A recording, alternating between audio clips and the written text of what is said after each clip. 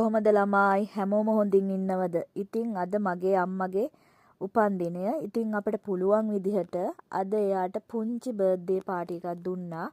ඉතින් අපේ අම්මට මම කියනවා සුබම සුබ උපන්දිනයක් වේවා අම්මේ.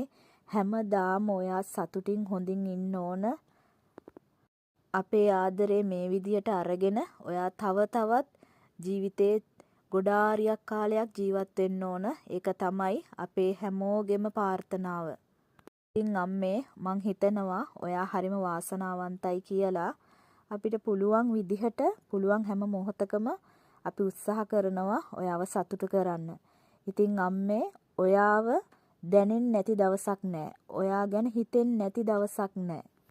ඔයාගේ හිනහව, ඔයාගේ අහිංසකකම අමතක වෙන්නේ නැහැ. ජීවිතේ හැමදාම ඉස්සරහට යනවා. ඒත් මම කැමතියි ඔයාගේ වයස අහපස්සට යනවා නම් අම්මේ. ඔයා ළඟ ඉන්න නැතිව ගෙවන කාලය මහ මෙරක් වගේ දැනෙනවා කියලා කියන්නේ කොහොමද අම්මේ?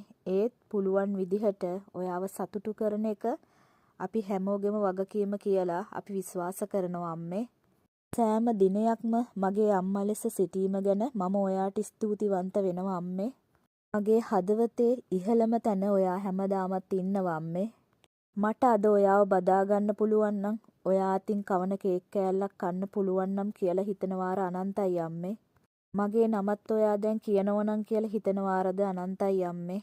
මට ඔයා ළඟ ඉන්න බැරි වුණාට මගේ හදවතේ උඩින්ම ඉන්නේ ඔයා අම්මේ. සුබ උපන්දිනයක් අම්මේ. මම ඔයාට හැමදාම ආදරෙයි. මම එනකන් පරිස්සමින් සැහැල්ලුවෙන් සතුටින් හොඳින් ඉන්න අම්මේ.